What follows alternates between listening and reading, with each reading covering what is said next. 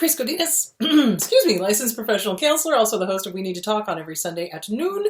This video is for educational and informational purposes only. The views and opinions stated herein are mine and mine alone. They do not represent the ACA, the APA, or any other therapist for that matter. Boom, shakalaka done. So, I would like to thank my sponsor, BetterHelp, BetterHelp, betterhelp.com/Chris Godinez. They're an online therapy company, so you can do therapy wherever you can get your computer or your phone, which is awesome. So just make sure your surroundings are safe and that nobody is listening in. Oh my goodness. Excuse me. So, betterhelp.com/Chris Godinez.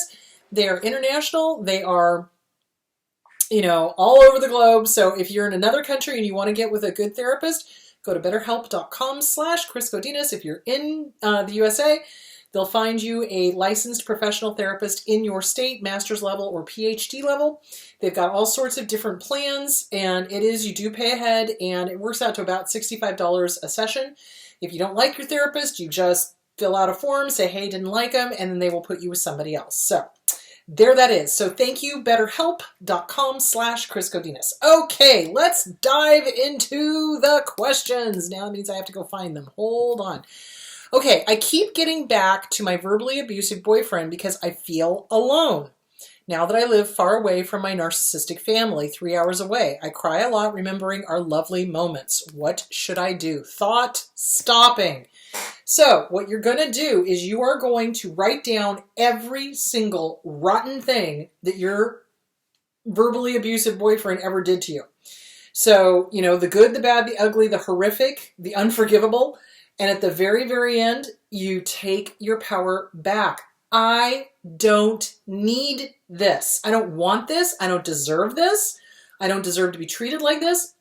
The danger is that when we also have a family of origin that is dysfunctional and harmful and hurtful, we've been trained to ignore it. Oh, don't see the pink elephant. I'm only going to see the primrose path. I'm not going to see the pink elephant. I'm only going to see the primrose path. You don't want to do that. Take off those rose-colored glasses.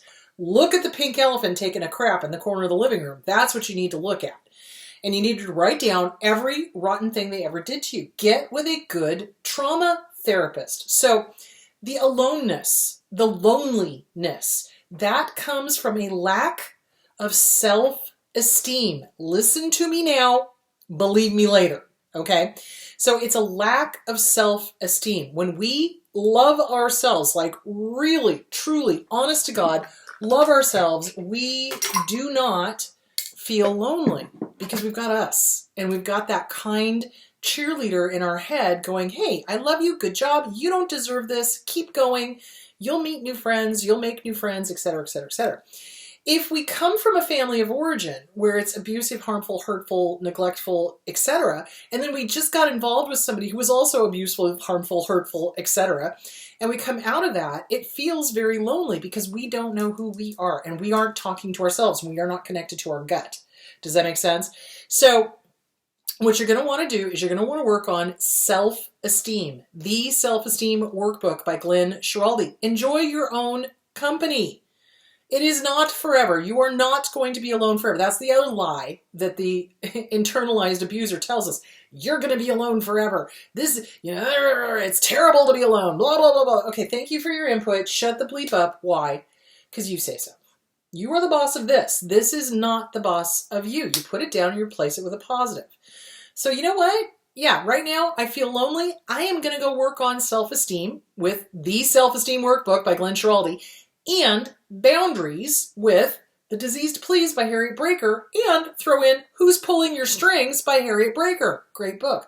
So you're going to read that. And when your mind starts going down, and remember, we are addicted to the abuser, not the abuse, to the abuser because they've done that oxytocin. And so when they leave, our brains try to recreate the feel-good chemicals by bringing them up in our memory. That's when you have to do thought stopping. Thank you, brain. That was a lovely thought. This person is an illusion. They are dead. They do not really exist. This was an illusion. This would never be reality. So thank you for playing. Bye-bye. and you send the thought on its way, and then you start writing down every rotten thing they ever did to you. You're going to do the same thing with your family too. So you write down every rotten thing, and there's a reason why you got away from them, because they're the bigger part of you, the healthier part of you recognizes that's not healthy. So you're going to get with a good therapist. You're going to get with a good trauma therapist. If you cannot afford that, you're going to get the books I recommend, and you're going to start working on those, and you're going to build up your self-esteem. You're going to do thought stopping. So when the thoughts start doing the whole primrose path and, oh, all the lovely, happy, wonderful times, stop. That's not reality. This is not the real person. This is the one that is the real person. So I am not going to play this game. I am going to write down every rotten thing they did to me, and then I'm going to put it somewhere where I can see it, so that every time my brain does that, I can be like, nope, stop. They're not alive. They're not real. This was an illusion. Thank you. And then you let it go. And you're grieving the loss of that illusion. It really is a grieving process, because you're not grieving the abuser. You're not grieving the abuse, but you're grieving the loss of the illusion of who they pretended to be. So allow yourself to grieve. Dear whoever the abuser was, wow, you got me with the love bombing. Here's all the primrose path stuff, but then here's what you did. So the good, the bad, the ugly, the horrific, the unforgivable, and here's why I left. And guess what? You don't get to live rent-free in my head one more second. In fact, every single time my brain tries to bring you up, I'm going to remind myself that this is an illusion and this person is dead. Goodbye. And then trot it out to the barbecue, burn it, keep it, do whatever you need to. So that's how you're going to work through that. Hold on just a second. Let me see what the next question is. Okay. All right. And get with a good therapist. All right. Can bipolar also be personality disordered? Yes. Yes. So remember, any of the diagnoses, you know what I'm saying?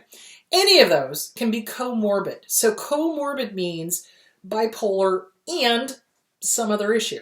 Personality disorder, bipolar and anxiety, bipolar and, whatever. So comorbid means that there's two or more issues going on. So yes, bipolar can have a personality disorder, you bet. But realize bipolar often gets misdiagnosed as borderline. And borderline often gets misdiagnosed as bipolar. So it's really important to figure out what is going on. So you want to know what's happening. But yeah, it can be. There can be comorbid diagnoses going on. So, okay. Where's my pen? There is my pen. Let me just cross that one off. Okay. How do I protect my 17-year-old from my ex? It appears that my child is now the new target. Okay. At 17, they have pretty much more power in the family courts than younger kids do. So you could encourage them to go to the court and say, I do not want to be around this person anymore. I don't want to have to do visits. I don't want to have to see them, et cetera, et cetera, et cetera. I strongly recommend getting them into counseling, absolutely, to get emancipation. So one of the ways to do it is to do emancipation. So the problem of it is that some states will listen to kids when they get older, like when they're 16, 17, around in there. Other states are antiquated and they will not listen to the kid unless they can emancipate, meaning they have to be able to hold down a job and they have to be able to live on their own. And that, of course, is getting harder and harder because, dear Lord, even adults are having a hard time doing that in this economy. So you could encourage them to emancipate, or you could encourage them to go talk to the judge. Either way, I would get a therapist for them to help them. When an abuser turns on a kid, and I see this a lot, when the kid reminds them of the parent that left, they'll turn on the kid and they'll start devalue, discard, all of this stuff. The best thing the kid can do is to not go over there. They're 17. At this point, they can go to the judge and say, I don't want to go over there. We're done. And hopefully the judge will listen. You'll have to petition the court. You'll have to go through a lawyer, the whole thing. And or they emancipate so that they're not, whatever. Of course, that deals with child support, and that's probably what the abuser is trying to have happen because they don't want to have to pay child support. So you encourage the child to not take it personally. It really, none of the horrible things that an abuser says or does is truly about us or the target. It is about them. So every rotten thing that they choose to do, that's on them. You know, they can sit there and go, well, you made me until the cows come home, and that will never make it true. So they've chosen. They've chosen. So you teach the child that however this parent is behaving, it's not because of the kid. And the abuser will target, once they can't beat up the parent, yeah, they oftentimes pick a child and start focusing on that child. So you do whatever you need to protect them. If you encourage, if the kid doesn't want to go, don't make them. Honestly, at 17, very few courts are going to try to force the issue. Because honestly, the police don't want to get involved with this. I had one case once where the abuser would call the police on the days that there was supposed to be visitation, not even try to go over and knock on the door, would just sit there and call the police, just trying to cause problems for the other parent. And the kids were, 17, 16, they were getting older. And the police were like, I'm not going to try to wrestle this kid into a car to go visit the person. No, I'm not going to do it. The police they're not going to do that. So yeah, you want to get it handled and get them into therapy, get the kids into therapy. They're going to need it. Get a good therapist that's not afraid of being subpoenaed and having notes turned over, So there that is. So I hope that answered the question. Okay, next one, also on a parenting one. How do I parallel parent? Okay. Co-parenting is what you'd love to be able to do. With a disordered person, co-parenting is never on this planet or any other planet going to happen. It's going to be parallel parenting. In other words, those days that the kids are over at the opposing spouse's house, you have no control over. And when the kids come back, they're going to act out. And that other parent, if they're disordered, are going to be smearing you to the kids. So it's going to take a day for the kids to get back into the habit of being with you. So it's usually in Arizona, I think it's 2552 or 5225, 5225. That's usually what it is. So they break it up so that it's 50-50. And on the days where the kids go over there, they don't dare act out with the abuser because the abuser will punish them. So when they come back to the sane parent, they act out. And of course, the sane parent goes, what the heck? What's going on? Well, because they're safer with you than they are with them. So they're going to act out with you, not the abuser.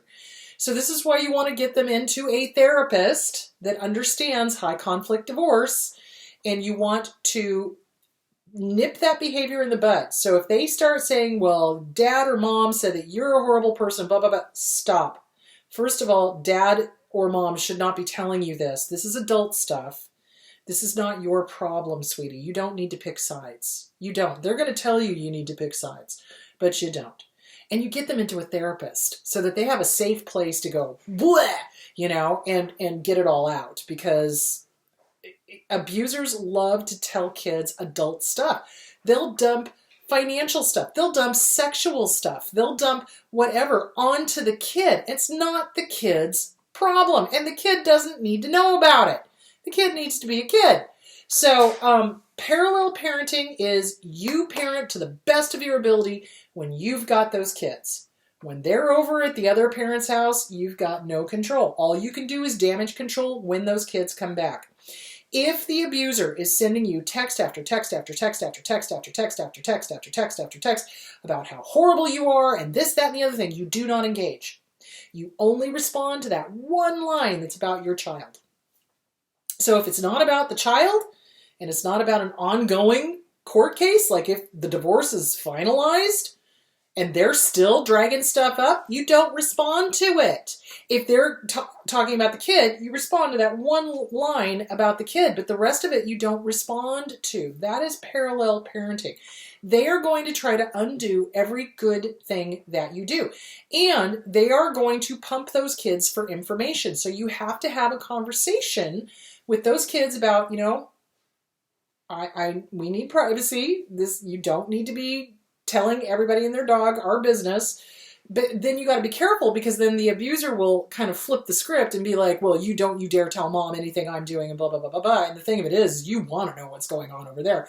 So just be aware that the kid is in a bad position. They're caught in the middle, and they are probably going to be running back to the abuser to tell them everything. And you've got to just remind them, it's like, we don't need to do that. We don't, you know. So, so there is that. So I hope that answered that question. So parallel parenting is, you do the best parenting you can when the kids are with you. When the kids are with the other parent, you're going to get them back. They're going to act out. You're going to nip it in the bud. And again, you're going to parent to the best of your ability, undo whatever damage that other person did, and work on their self-esteem. Help them love themselves. You're going to work on building good self-esteem, building good boundaries. How to deal with the nastiness. So let's say that the parent tries to bait the scapegoat and start a fight. That kid is going to have to learn how to gray rock, or how to sidestep it, or how to stay out of trouble. You know what I'm saying? So you parent them the best you can. That's parallel parenting. Co-parenting is where both parents are not jackasses, and they're on the same page, and they're working for the best of the child. This is a quote I love. You have to love your child more than you hate your ex. Mm-hmm. You have to love your child more than you hate your ex. And these a-holes are more interested in hating the ex than they are in what's best for the kid. So you put the kid first. The kid comes first, period. So there that is. All right. How do I deal with the anger towards my abuser? Anger is normal.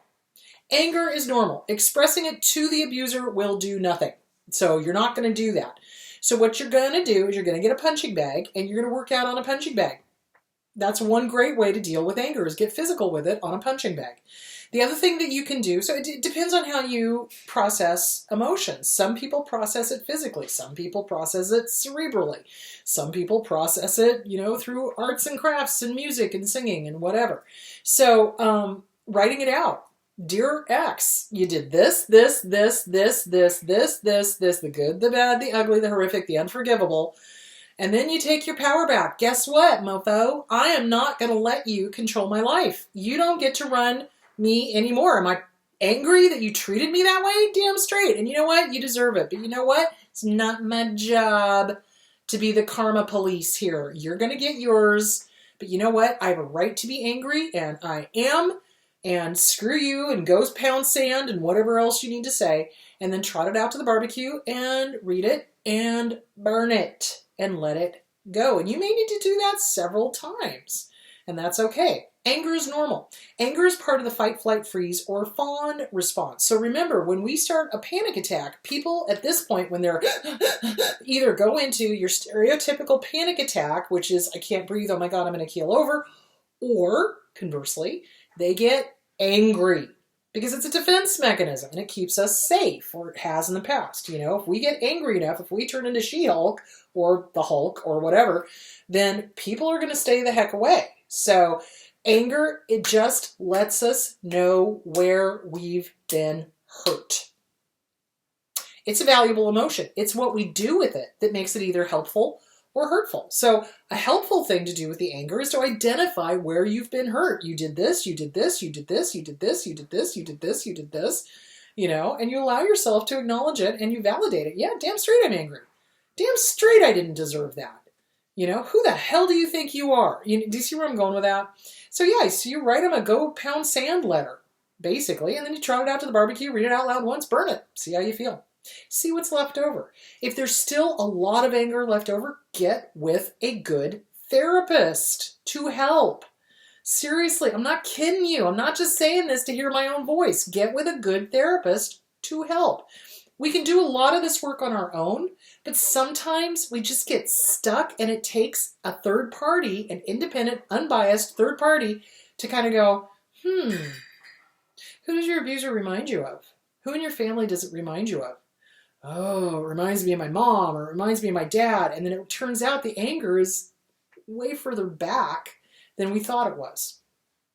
So write it out. Who does your abuser remind you of? Maybe write out that letter too. Dear mom, dear dad, dear grandparents, whoever. And you let them have it too. And then you burn it. Do not ever send these letters. Okay? Won't do any good. All right, so I hope that answered the question. Oh dear, I am still in an abusive relationship. Every time I try to go to therapy, they interfere. What do I do? All right. It is next to impossible to get help while you're still in an abusive relationship. They will interfere. They absolutely will. They'll make sure that the car can't run, that you can't get access to the car. They will prevent you from leaving the apartment or the house. They will claim that there's no money. They'll demand to know everything that is said. They'll demand that you turn on your phone so that they can hear the session. They'll demand all sorts of things. So, first of all, the dangerous thing about targets of abuse, and I've said it before and I'll say it again, we've been groomed. We've been groomed by the family of origin to ignore the abuse, number one, and number two, to tell the abuser everything, just like the kids that are stuck in the middle of the divorce, okay? In a maladaptive way of trying to stay safe. So we think if we give our abuser whatever it is they're asking for, that they'll somehow cut us some slack. Let me disabuse you of that notion. They will take whatever you say and they will stab you in the heart with it. That's what they're looking for. They are looking for ammo to abuse you. So you do not want to tell them you are in therapy. You don't. Now, if for some reason you have to, and I don't know why you would, but if you have to, then you tell them you're working on self-esteem. And I can guarantee you they won't like that either, because they know that self-esteem leads to standing up to them and telling them to go pound sand. So if you want to avoid telling them everything, you don't want to tell them everything. You don't want to tell them anything.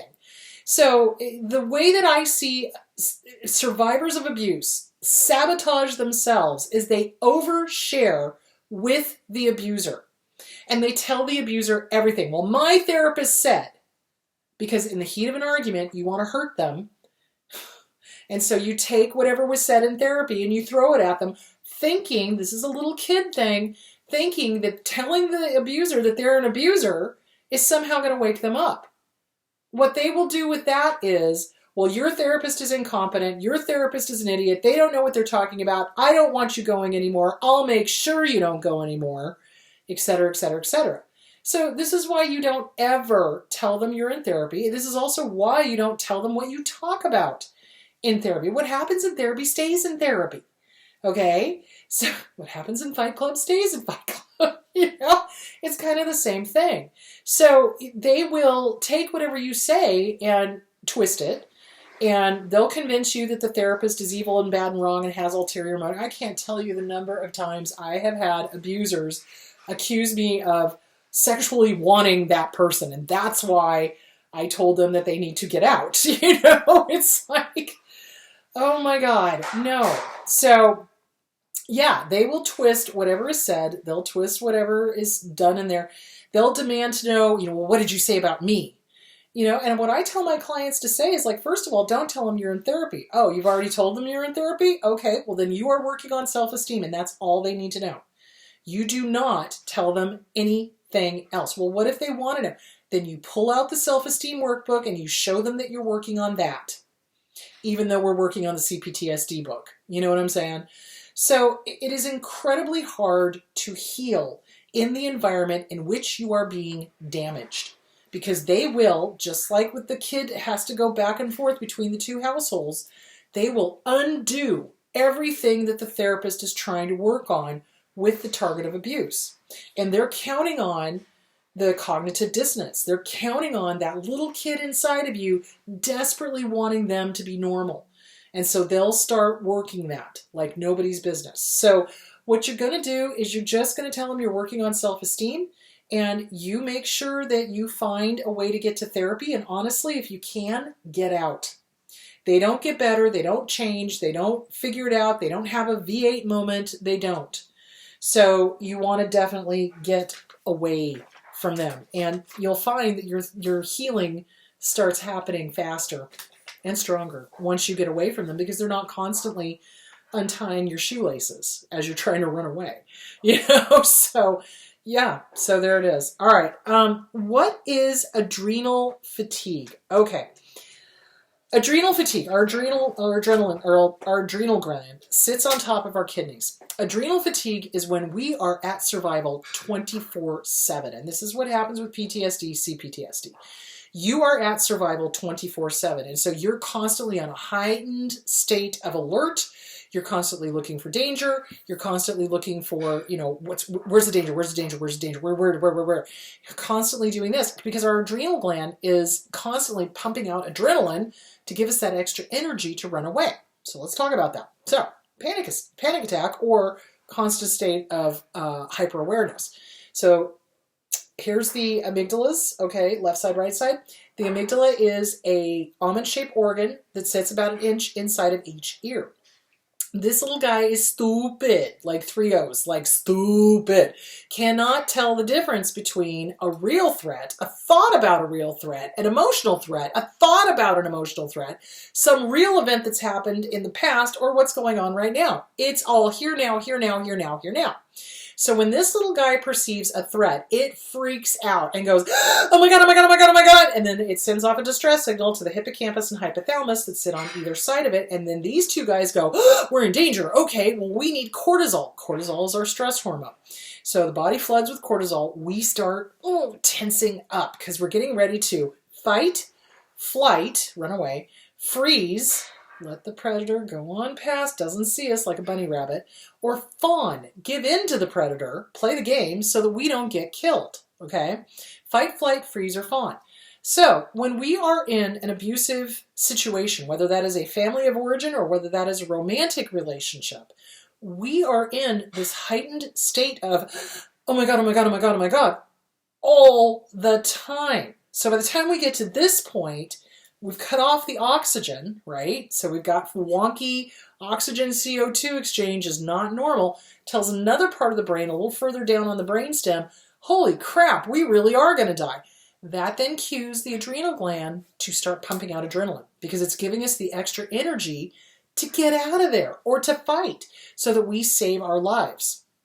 But the problem of it is nowhere to run, nothing to hit, nowhere to fight. Really, can't really freeze on a 101, not a good idea. So we get stuck in this fight, flight, freeze or fawn, fight or flight response. The adrenaline is pumping through our body, and eventually, after years of this, the adrenal gland just kind of goes, screw you, I'm done, peace out, and it's unable to continue to produce the amount of adrenaline that we need. So that's adrenal fatigue. And that's not good because adrenaline is there to give us that extra burst of energy to get out of a dangerous situation. When I was in, was it high school? Must have been college. I was in college. I was in a rollover accident and my car flipped over and I had so much adrenaline running, I almost was able to push it back over. That's how much adrenaline was flowing through my body at the time. So it's there to help us in situations of life or death. So, but if it's constantly going, eventually the adrenal gland just kind of goes, I'm done. Thanks for playing. I'm taking a vacation. So it's really important to work on, once you leave an abusive situation, that you get into a good medical person or a naturopath or whatever, and you start healing all of those nervous systems, that have been like, for decades or weeks, months, years, decades, whatever, so that you get those healed so that your system calms down and gets back to normal. There's a reason why a lot of survivors have got autoimmune diseases. So yeah, and it's because we've been at survival for years and years and years and years and years. And the body isn't meant to be at survival for years and years and years and years and years. There's meant to be downtimes when you're safe. But with an emotional abuser, there is no downtime. There is no safety. There is no, So yeah, so you want to start working on your physical healing as well as your emotional and mental health. So all of it, it's a one huge package, guys. So work on all of it. Work on exercising, work on, getting with a good naturopath, work on taking care of your nervous system, work on meditation, work on getting enough sleep, work on eating healthy, work on drinking plenty of water. That's really very important. So yeah, absolutely. All right. Okay, I think that's going to be it for today. Yeah, I'm going to have to get going. All right, guys. So this week we're going to continue the discussion about behavior to look for, but this time I'm going to be talking about the descriptions. So the description of behaviors to watch for. So in the DSM-5, it's got criteria of, well, this is what defines a narcissist, this is what defines borderline, this is what defines antisocial. I'm going to go through each one line by line and talk about, well, what does that look like when somebody has got that? So you understand, more of the red flags and warning signs to look for. So it's probably going to be titled Description of Behavior. So that's what we're going to do. All right, kids. You guys have a great week. Take good care of yourselves, and I will talk to you on Sunday. Bye.